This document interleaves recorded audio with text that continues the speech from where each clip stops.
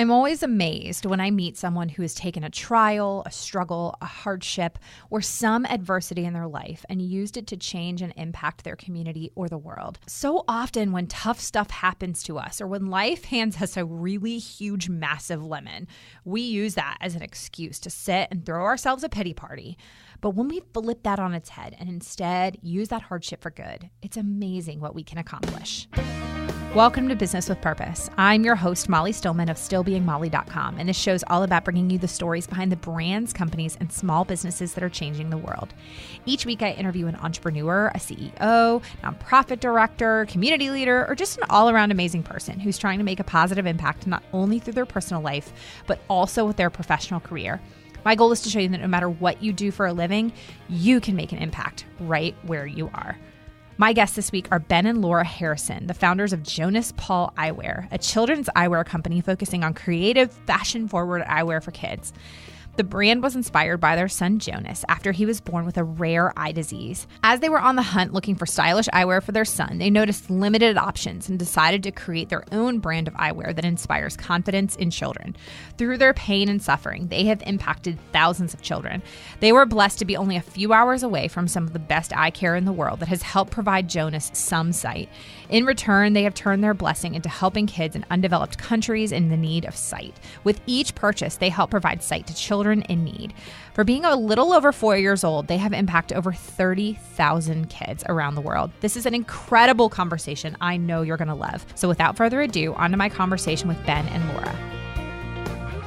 Hey, Ben and Laura, welcome to the show. Thanks. Hey, Molly. Thanks for having us. I am happy to be here. Yes, I'm so pumped to have you both on the show. And I absolutely love what you guys are doing and your mission with Jonas Eyewear. And I'm not going to lie, I'm really excited to just hear your story and really get deep into how you guys got started and just the heart and the mission behind this company. So I want to just kick it off and have you guys give us the Ben and Laura 101. So tell us your story, where you guys are from, how you met, and how you guys got started with Jonas Eyewear. Yes. So, I guess, kind of our little bit of our background before we got to where we are today. We won't give our whole life story, but a quick snapshot of it so I grew up in Iowa. Woohoo, go Hawks, if anyone is listening from Iowa. I'm sure there are people cheering. And Ben grew up in Indiana, and go Hoosiers, woohoo. And we ended up actually going to college, which is where we met. We went to Taylor University, which is a small liberal arts school in Indiana, central Indiana. And that's where we studied. And then towards the end of our time at Taylor, kind of our paths crossed a little bit. And that's... Well, our paths crossed multiple times. And we joke about it because she didn't remember me the first few times we met, but I kept at it, and slightly eventually by the end of our career at Taylor, we met and fell in love. Aww. So anyway, sorry, continue. It's like a fairy tale story. Yeah. Yes, exactly. No, it's funny because Ben always talks about we had these events at Taylor called Pick a Dates, which essentially was where your whole wing, 30 girls would go on a giant date. So all 30 girls would ask 30 guys, and you'd go and do this very fun. It was very safe group date. Oh, we did that. I was in a sorority, and so we called them grab-a-dates. But we totally did that. Yeah, so it was so fun, and I often went with other people on Ben's wing other than him, and but we knew about each other, but he was just always a little bit slow to the game to ask me to go with him. Other people always got to her first. Yeah. But, so Laura, it all worked out. Did you like Ben, and Ben didn't know if Ben liked? Was it one of those situations, or were you guys just kind of feeling it out? Yeah, yes, we kind of were feeling it out, and I think he was sly in how he kind of was talking to me, and when you're in your 20s and you're just like, ah, like no care in the world. You're just kind of a free spirit and awkward at the same time. And yeah, so he kind of pursued, and it all worked out great. I like it. So met end of Taylor, and then I was kind of grew up in a family of professors, and so I was going to pursue my Master of Fine Arts in photography kind of prior to career services, talking about how few jobs there are in the fine art education realm. Yeah. So anyways, Laura and I, we were both creative. I was photography with a computer graphic arts background, and Laura was communications in undergrad. And naturally, out of college, a lot of our friends were getting married. So it ended up, we ended up getting a lot of weddings, et cetera, because people were like, oh, you're creative and we don't have a lot of money, so could you photograph our wedding? And we were like, sure, yeah. And so I ended up doing a lot of wedding photography, and then I happened to be good at SEO back in the days when like search engine optimization was actually easy. Yeah. Before Google kind of cracked down on it. Oh, so, for sure. We ended up getting a lot of destination weddings because we showed up on kind of the first page of results for destination wedding photographers. So that was fun. We got to, when we got married, I guess December 2005. And so we were able to do that for roughly 12 years or so, and got to travel together and meet a lot of great people and do that. And then along the way, we kind of started to recognize needs within our own industry, things that we thought we needed. And we were always kind of that mindset of, just kind of being more open and like putting things out there for other people to help them out, et cetera, kind of that rising tide raises all ships mentality. So we kept kind of coming up with these different things. One was, design related resources, and then kind of started putting it out there to see if anybody wanted it. And it ended up helping a lot of other photographers.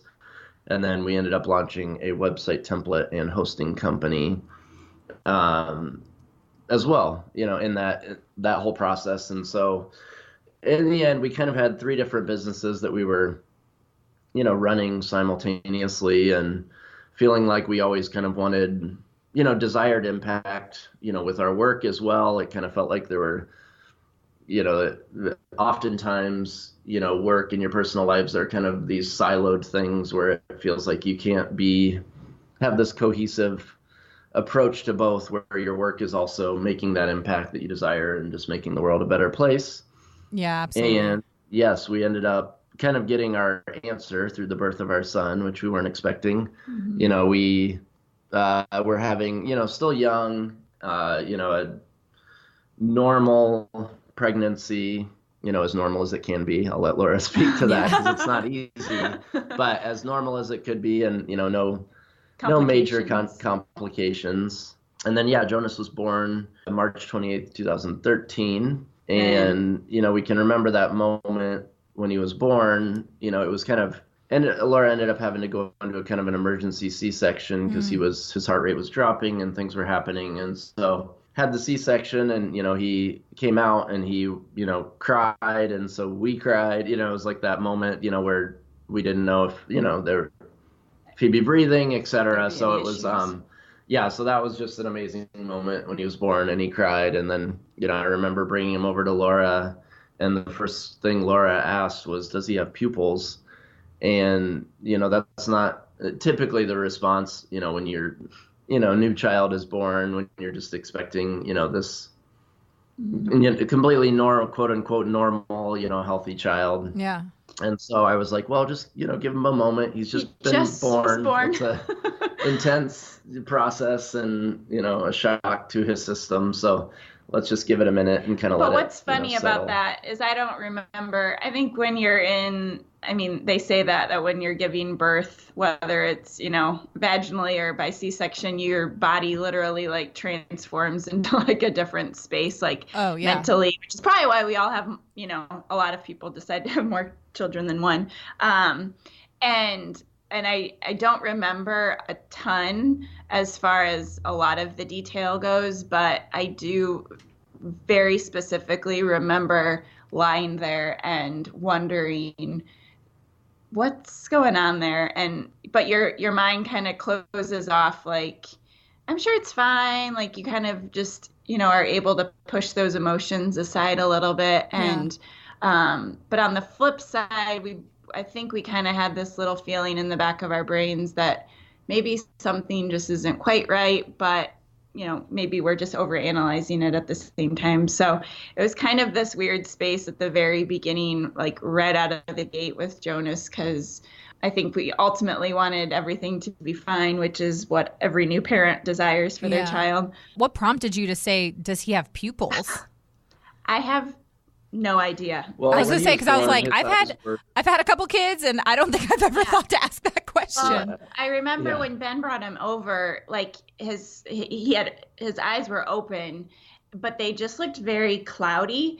So you couldn't really see any like kind of definition in his eyes. Mm-hmm. And so I remember just thinking like, I've never done this, but I'm pretty sure like that isn't maybe something that's supposed to happen. But like Ben said, we kind of just dismissed it thinking, he was just born, like let them clean him off, let him like see if there's any like goopies in his eyes or whatever's going on. And so, but then kind of from there, I would say I like to say those first like solid 8 to 12 hours we had with him were some that I'll never forget, because in that moment we had not yet been told anything was wrong with him. Yeah. And I find that to just be really, I felt like I leaned so heavily into that, because the second we found out something was wrong with him, it all changed very quickly. And so at least I can remember back to those first few hours we had where we felt like there was nothing wrong with our new baby and everything was perfect. And and so I do feel like that was really good for both of us to just have those moments where Jonas was perfect. Yeah, because it kind of led into this whirlwind where, the pediatrician visited us and kind of confirmed our fears, just said, everything looks normal, but his eyes just don't look right. I haven't seen it before, but something just isn't right. So I'm going to have a pediatric ophthalmologist come in. And then she came and took him away for a couple hours and came back and, and basically just said, kind of reiterated the same. I've never really seen this before, but it doesn't look good. And Laura I remember her screaming, just like, is he blind? And she just kind of sucked the oxygen from the room, because she just said, I don't know, but it doesn't look promising, essentially. So, So anyways, so like Laura said, we kind of went from this like, moment of celebration with our family to all of a sudden, it kind of snowballed from there, and it became, specialist visits, and, he has a pretty specialized case. So we ended up having to go to University of Michigan because nobody locally could kind of manage his case, and, ended up, this is fast forwarding a little bit, but ended up with 21 eye surgeries in his first 3 years of life. And thankfully, he does have low vision now. But I guess was he given an official diagnosis? Yeah, they call it Peter's Anomaly. And it really varies. I mean, it's a very rare condition where the corneas are cloudy at birth, and it's different levels, and there's some kids with other special needs, et cetera. So it's really, that's why they kind of call it Anomaly as part of the name, because they really don't know what causes it or why it happens. Yeah. But I do remember, we're actually going to get to where Jonas Paul Eyewear starts, I swear. No, you're good. It'll take like 2/3 of the interview just to get to there. But anyways, so what I guess inspired it was our first visit to University of Michigan. The doctors did kind of mention that a lot of times kids with Peter's Anomaly do have some level of vision. Can't promise anything, but they do have potential for sight. And I think that I kind of just clung to that. Laura and I both did. Just that hope that he might have some sight. And so then that led me down a path of trying to find, stylish glasses for him, because he already wasn't going to maybe look normal. So I thought if he had some, cool hip glasses, He could look like a little stud muffin Yeah. and, do Yeah. this thing, be kind of, distraction or, cause people to stare at him, etc. So, Yeah. And keep in mind, this is when Jonas was 2 weeks old. Yeah. So Oh my this was goodness. very, very new. So yeah, so Yeah.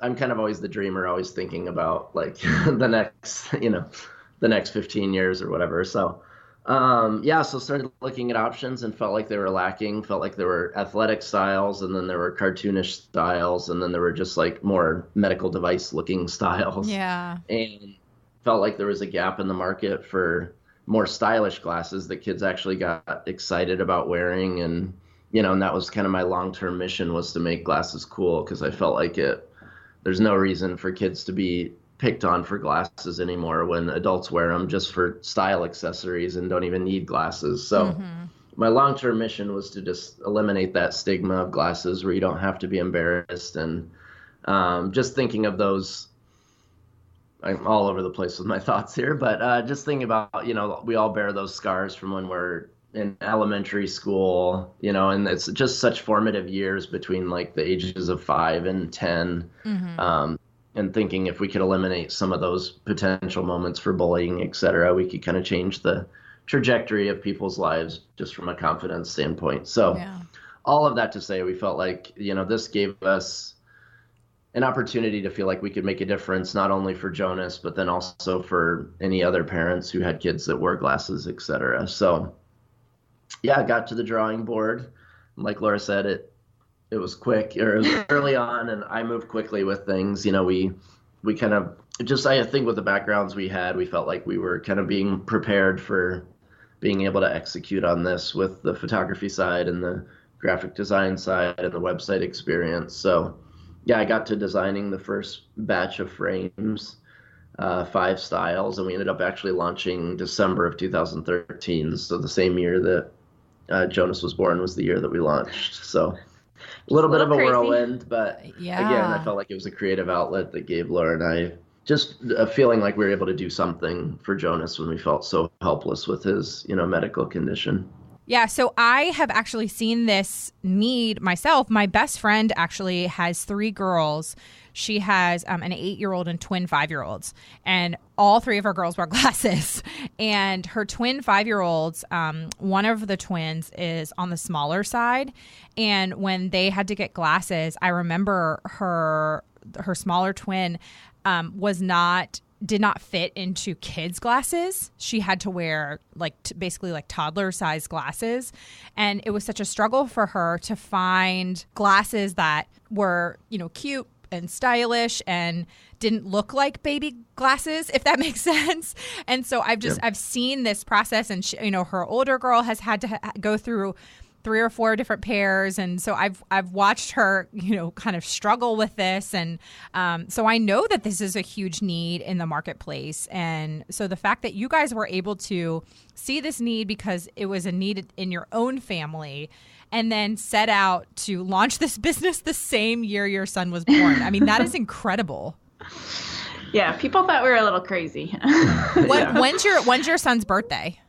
March 2013. Okay, my first daughter was born in August 2013, and I'm thinking to myself, I don't think I could have launched a glasses company in the same year as my daughter was born. Yeah, when I look back on it, I think, we were a little crazy, but it also just felt like everything came together really smoothly, which I think when you're, just kind of navigating, launching something, you can kind of be scared to put it out there and, want to have every detail perfect and have all your decks lined up perfectly. And then all of a sudden you're like, 5 years later, we're still trying to make this thing perfect. And we don't actually ever put it out there to the public. So, I mean, Ben and I kind of had the approach of let's just get the bare bones. We self-funded it out of the gate because we just wanted to make it happen, and felt like, okay, if we just put it out there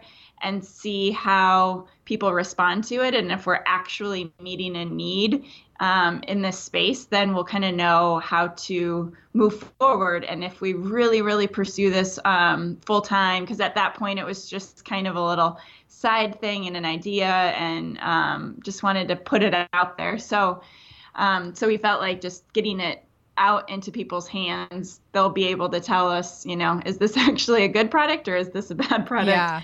And what we need to fix and make better. So yeah, and like you said, that kind of internal struggle, since it was like your friend had with glasses, I've been an eyeglass wearer my whole life. So it's just kind of based on my little, corner of the world and what it was like for me to wear glasses as a kid. But like you said, once we kind of did reach out there and launch it, and also just be like really open and transparent about our son, sometimes with disability, you can have a tendency to want to kind of withdraw, and it's a natural feeling, and I don't blame anyone for it. And we, with our business, this kind of forced us to kind of be out there and be open about it. And like you said, you could tell there were just a lot of other moms that were struggling with this thing, and just the emotional process of finding out your child needs glasses. Because you go through that whole, no matter the level of vision, et cetera, with your child, you go through that whole gamut of emotions, like, oh, are they going to get picked on? And, you start to get concerned for them and all of that, and realize it's something they're going to have to do the rest of their life. So, yeah, for us, it was just exciting to launch and see that there were other people that had the same, concerns as us, and that were excited about having that option for their kiddos so that their kids could be excited. And it's been cool, too, to see how kids respond to it when you create like a really empowering, exciting brand, and also have the impact piece. Kids get really excited about it. And, I love just the thought of them walking into school the first day with their glasses, and then they're just like so excited about it. And they're telling their friends, like, these are cool glasses. And, because we got these, and other kids going to have sight. And it starts really cool conversations. Yeah, I was going to ask you about that, because that's something that you guys have not talked about yet. But something that I really love about the company is not only have you guys launched this company, in providing classes for children here, you guys actually have a give back component. Can you share a little bit about that? Yeah, so for every frame, we call it our Buy Sight, Give Sight program. In the beginning, Laura and I knew how helpless we felt as parents of a child that was born blind, and just couldn't imagine what it would be like to grow up to have a child in the developing world, and have a child that's either born blind or going blind, and literally have nothing that you could do about it as a parent. So, and just how helpless you would feel. So we knew right out of the gate that we wanted to pass that blessing along to parents in the developing world. So yeah, we established our Buy Sight, Give Sight program. So for every frame sold, we actually do vitamin A supplementation is the main focus of what we're doing to prevent childhood blindness in the developing world. Because it really is a tragedy.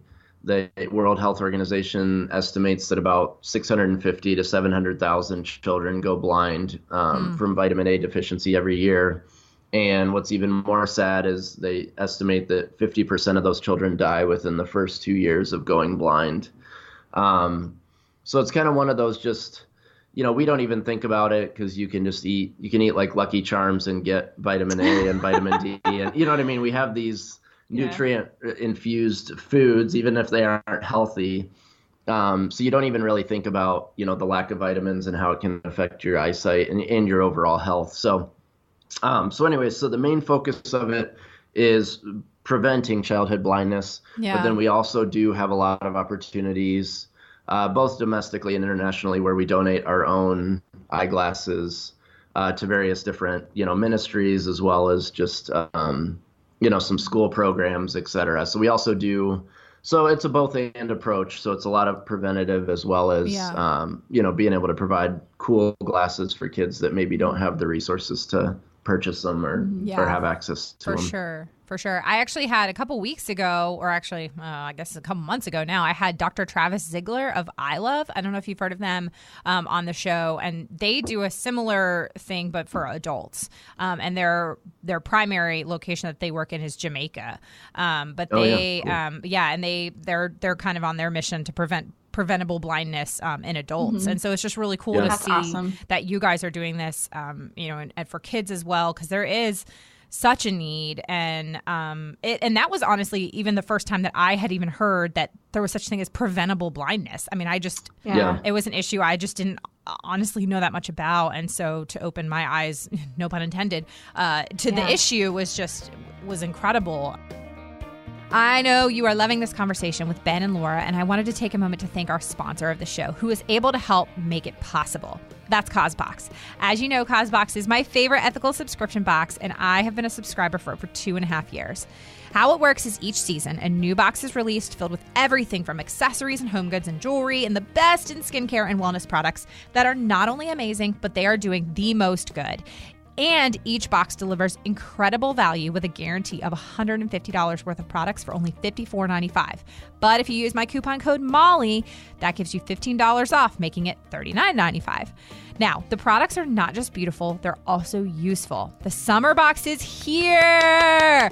I got a sneak peek, and you are going to flip when you see what's inside. I'll go ahead and tell you that the Turkish towel is the softest, most versatile piece I've ever seen. I mean, a towel, a scarf, a shawl. Oh, it's amazing. This box, the summer box, it's filled with over $300 worth of ethical and fair trade goods, and I am in love. To reserve your summer CauseBox, go to stillbeingmolly.com/CauseBox and use the coupon code MOLLY for $15 off. Now, back to my conversation with Ben and Laura. So I have to ask, like, logistically, obviously you guys were wedding photographers when you set out to launch this company. I mean, where did you even know to start as far as like designing glasses, getting glasses made, like, shipping and fulfillment? Like I would not even know where to start. Just even, it's funny you say that because going from a service-based and mostly all digital downloads. Our other businesses were all online, all service. Shooting weddings just required Ben and I to be there. Where now it's a whole new ballgame with. That was an easy transition into medical device not only products but also medical devices that have FDA regulations and all of that. A little different than just selling T-shirts or things like that. But it's been a whole whirlwind of lots of learning from eyeglass specification measurements, because a millimeter can make all the difference to. We did a ton of research in the very beginning. I'll never forget that conversation Ben and I had where we sat at the table for probably like an hour at least and debated on a millimeter of a certain bridge size, which is the measurement across the nose. And it was just funny. We were like, do we go for, whatever it was, like 15 or 16, and it was just back and forth. And but I do feel like we kind of talk about that too. Like when for us, we had this, major life transition that kind of, we felt called in a different direction. And when you really do find something you're passionate about, it almost doesn't feel like work. I feel like there was so much that went into it, but it's almost all a blur because it was more about like the end game of making it happen and getting our product out there and message out there. But it was, a ton of back and forth, a lot of time on Alibaba.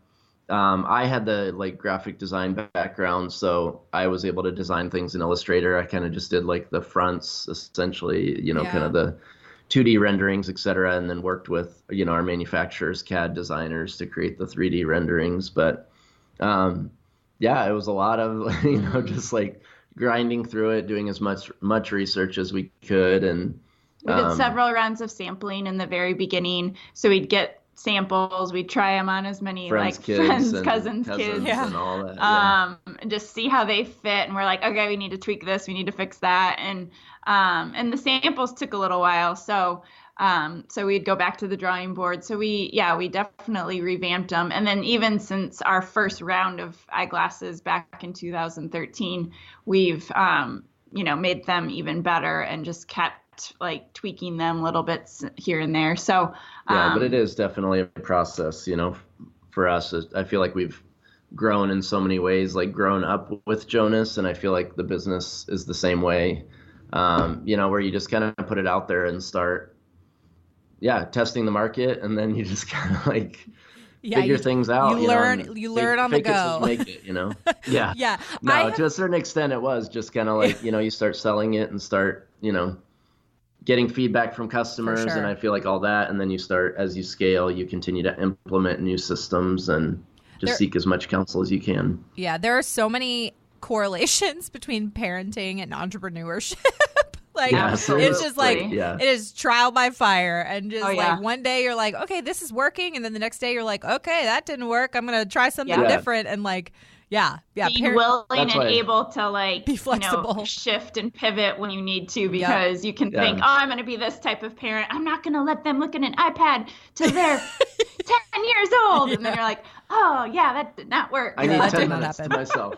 Yeah, no, it is. And I think that's why God made it so kids don't remember anything up until they're about 4 or 5, It's kind of the same with business. Like in the early stage, you don't have a huge following, so you make some mistakes along the way. And then as you get to where it's like more people are paying attention, then hopefully you're not, making those same mistakes and figuring things out. So there's so many parallels with. But I think it's fun. Like for us, we had a really open mind about, like I said earlier, we just wanted to put it out there and see how people responded. And since the beginning, our model has changed. Our pretty much every aspect of the business in some way has I would like to think has been improved. But we've been willing and able to make those changes versus saying no, this is how it has to be done. And this is why we, set this up exactly like this or whatever it is. I think when you're an entrepreneur and having a young startup and just a new business, you have to be willing to shift and pivot as quickly as you need to just accommodate your customers and to service everyone better. And I feel like we're a small business still. Our team there's 10 of us. So we're still quite small in the scheme of, some companies out there, especially in the optical industry. But I think there's also beauty in being a small business because you're able to make those changes very quickly versus being this big corporate structure that takes weeks to get approvals and yada, yada, yada, where we're like, yep, implement it, do it, get it done. And that's just kind of how we operate and how our team works. So I think that's been a really big plus for us. That's incredible.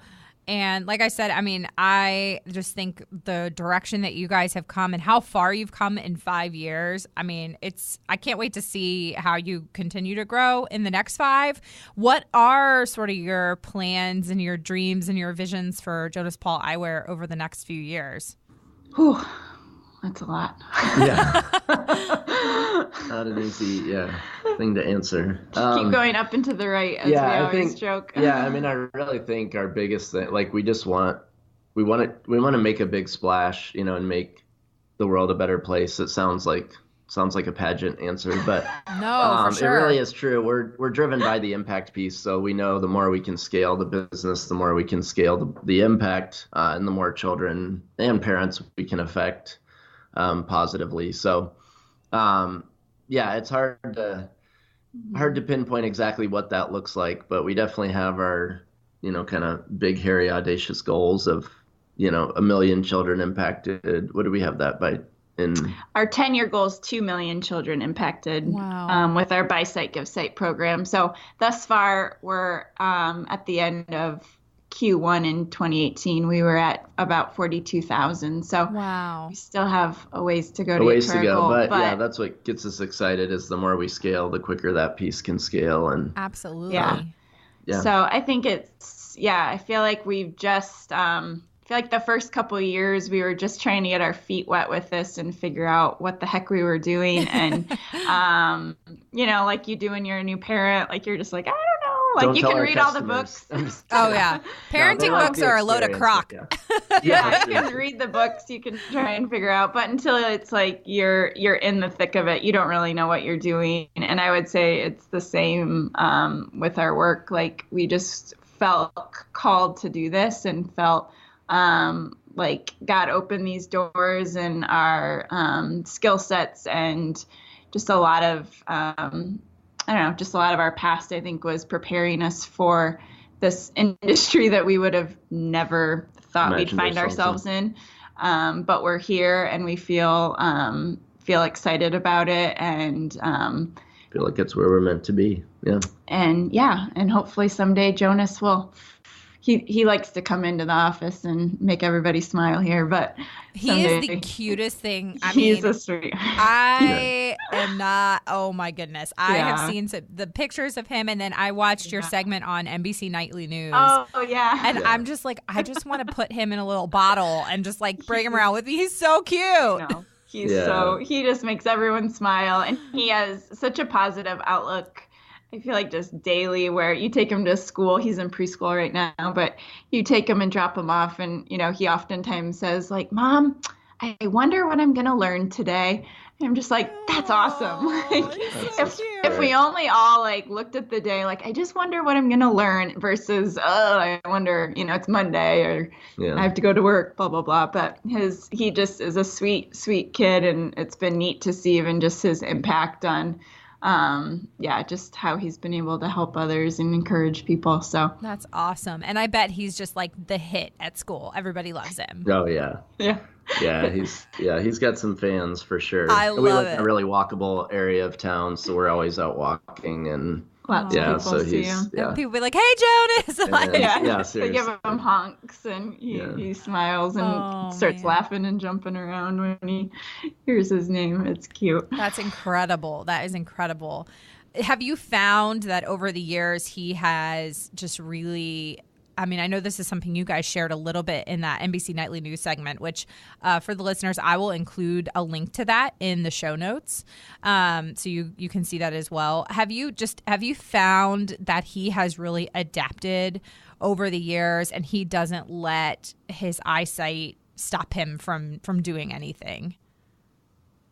Absolutely. Yes, absolutely. Yeah, I think it always amazes, I'm sure, any parents with any, children with some special need. It's amazing how the brain is able to compensate for it. So for him, he is incredibly audible, remembers like everything he hears. It's kind of a steel trap. Which can be both good and bad.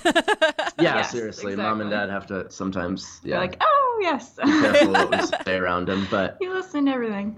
Yeah, but no, I feel like he's, definitely built his confidence up, and, he walks with a cane, but I feel like it's become kind of an extension of him and how he navigates the world. And and he's starting to get even more independence. We were at church yesterday, and he just he wanted to hear the music in the sanctuary. We're out in the front, so he just took off and went in the sanctuary. Where'd he go? Walking down the steps in the sanctuary, and it's darkly lit, and you can tell people are getting anxious. Is somebody with this kid? Is he okay? But oh my goodness. Yeah, he's getting confident, and we love it. It's fun to just see him thrive and kind of just act like a normal kid. And play like a normal kid and run around like a normal kid. He wants to learn how to ride a bike, and not really sure how that's going to pan out, but we'll figure it out. Oh, yeah. I no doubt he's going to do it. It's like any child. You just kind of have to give them some freedom and know that they're going to hurt themselves occasionally, but, you know, builds character. For sure. So, both of my kids, they have basically permanent bruises and skinned knees. So permanent. Experience is the best teacher, right? Is that what it is? Yeah. No, I took one of our kids, the couple, recently for one of their child visits, and I loved it. The doctor was like, I just love seeing bruises on knees and shins, because she's like, that means that they're out being active and doing stuff. And I was like, that's actually a good way of looking at it versus oh, sorry, you hurt yourself again. It's all good. I'm the mean parent who my kid will fall and I'm just like, you're fine, get up. I'm like it's just a little blood. Brush it off. I know. Well, you act like you didn't see it, because if somebody sees it, then you look away really fast. If you call attention to it, then they totally start crying. Yeah. Oh goodness, every single time. But I'll have so many people who run up to my kids and be like, "Oh, are you okay?" I'm like, "They're fine." It's fine. Don't even ask. Yeah. I've seen more blood than that. It's just a flesh wound. They're good. Yeah. Oh my goodness. I love it. Well, for the listeners, I will have all of the information for how you can contact Ben and Laura, more information about Jonas Paul Eyewear and their Give Back program. And if you have kids that need glasses, and you definitely need to check them out and support them, and just the amazing thing they're doing. And the fact is that their glasses are all adorable and stylish, and they're fabulous. So this is the portion of the show where we get to transition a little bit, and I get to ask you guys just some fun get to know you questions.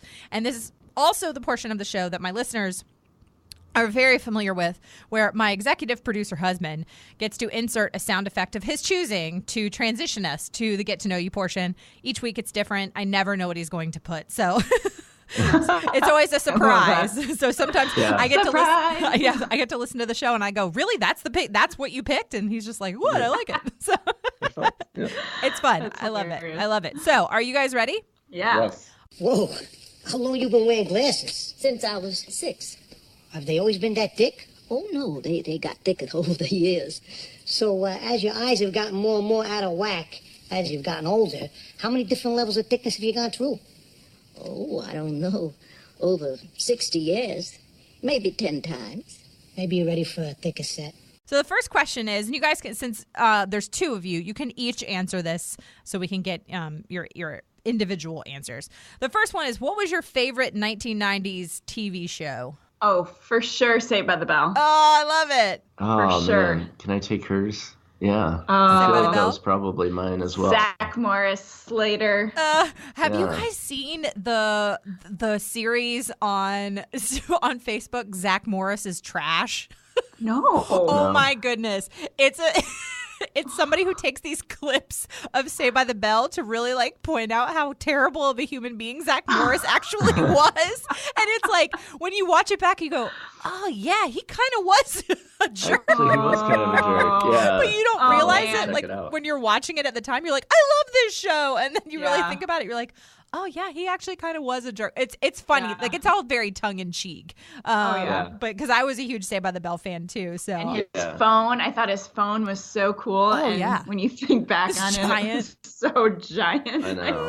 Yeah. Oh, it took like 2 hands to hold it, probably. Yeah. But talk about crazy. We're already at that circle where like hipsters are wearing their clothes again. Yeah. Stonewashed baggy jeans, mom jeans. So bad. Yeah.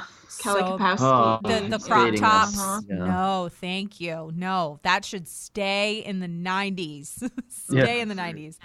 My husband actually has he's like still bitter to this day for Saved by the Bell, because apparently, I guess where he grew up, they canceled Batman and like put Saved by the Bell in its place on that whatever channel, and he watched Batman every day, and so he was all mad that Saved by the Bell took Batman's place. It was like the after school time slot changed. Oh man. Yes, he's That's like the to worst. this day he's like, I hold a grudge. Oh man.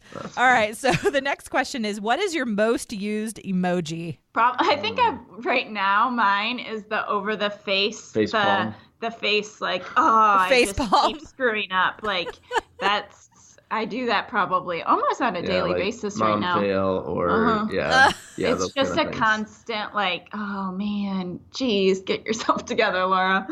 That's definitely mine. I like it. What about yours? Mine. I feel like with thumbs up, it's kind of boring, but No. It's just a quick response. Yeah, it's like I just have so many people that need so many things from me that coincidentally, I feel like a quick like thumbs up gives me like enough of a like, yep, you got it. Yeah, You you sent me a efficiency thumbs up emoji. before we It even is an started efficiency. recording, so that totally fits. Yeah, for sure. I know. The third question is, what is your guilty pleasure? Right now, as far as like a nighttime snack, my guilty pleasure has been apple and peanut butter. I want to eat it every single day. I look forward to putting my kids down so that I can go downstairs and cut my apple up and eat it with my peanut butter in peace and quiet. It's so good. It's like so amazing. I do apple and almond butter, but I'm the same way. Yeah. I just love it. I'm like all about that right now. It's so good. As far as like a guilty pleasure for food. Yeah. Mine food-wise would be probably the mango slices from Trader Joe's. Ooh. Ben can crush those suckers like nobody's business. And then maybe beef jerky. Because Laura hates it, so I feel like it has to be like a guilty pleasure. Because if I eat it around her, she gets kind of like gives me that like stank face. It just smells weird. Because it smells and it's like chewy. So Sophie, our daughter loves it as well. So it's kind of our guilty pleasure together. That's hilarious. So gross. I'd say, well, another one for me is Silicon Valley TV show. Oh, I've never heard of that. As we're in like the startup world and whatnot. I like That's another one of my. I like it. I say guilty pleasures because Laura's not as big of a fan. It's kind of, I don't know. Yeah. Maybe guy humor. We've all got those things. It's cool. Yeah. I love it. All right. My last question is, for what today are you most grateful? I think just having, I don't know. I just feel like we're in a really sweet spot with our kids. Work's crazy. It's not probably gonna slow down, but I feel like we're at a point with our kids where we're getting to be a little more self-sufficient, and I just feel like it's been really fun to be, because our daughter is turning 3 in July and then Jonas is 5, and so we're out of the like super babe stage where you have to watch, like, make sure they don't eat marbles or, you know, fall down the steps at every moment. So I feel like it's just been fun to be in this spot with our kids, and I feel like I've really enjoyed it, and feel like daily it's, you know, kind of intense with, especially our daughter's just a little intense some days, or every day actually, but it's just fun to be seeing them grow up, and I just feel like we're just in a good spot, and I feel really happy about that. Yeah. I would echo, that's such a good thing. Yeah, I would echo kind of the same, just having a wonderful family, wonderful wife, wonderful kids, you know, just, I feel like we all need that like grounding mechanism, because it just improves every aspect of your life, whether it's business or work or whatever. I just feel like that I think has been essential, especially with all the craziness and how hectic work has been. It's good to have just that stable base at home that, you know, keeps you grounded. Yeah. Absolutely. Well, Ben and Laura, this has been fantastic. I have really enjoyed hearing your story, and thank you so much for just sharing your heart for Jonas Paul Eyewear. And just, you guys are amazing parents and business owners, and just huge kudos to you for all that you do. And I cannot wait to see you guys hit your goal of 2 million kids around the world impacted, because I know you're going to hit it. Yeah. Yes. Thank you. No, yeah, thank you, really Molly. Thanks for having it. us. Love what you're doing. Thanks for sharing these stories of, you know, yeah, and just proving that you can have your work as also make a difference. Ben and Laura and their sweet Jonas are such an inspiration to me, and I love to see what they're doing and the impact they are having on kids all over the world. I will have Ben and Laura's information in the show notes as usual, and give you information on how you can shop and support Jonas Paul Eyewear. Another huge thank you to this week's podcast sponsor, CauseBox. Don't forget to go to stillbeingmolly.com/CauseBox and use the coupon code MOLLY for $15 off. Thank you so much for listening to this week's episode. If you are a first-time listener of the show, welcome. Be sure to visit the archives for past shows featuring amazing entrepreneurs and business owners who are literally changing the world with their businesses. And if you're a regular listener of the show, thank you so much for tuning in week and week out, and thank you for your support. Be sure to head on over to iTunes, Google Play, Spotify, or wherever you listen to podcasts, and make sure you're subscribed to the show. Clicking that subscribe button helps to make sure you never miss a new episode of the podcast. And while you're there, would you mind taking a moment to leave a review of the show? Leaving a review of the show helps me to know what you're liking and how the show is personally impacting you. And if you share the show on social media, be sure to use the hashtag BusinessWithPurposePodcast, or tag me at StillBeingMolly on Twitter, Instagram, or Facebook. This show is edited by my amazing and super hunky husband and executive producer, John Stillman, and the music is by Mark Killian of Third Wheel Media. Thank you so much for listening, and go do something good with purpose on purpose.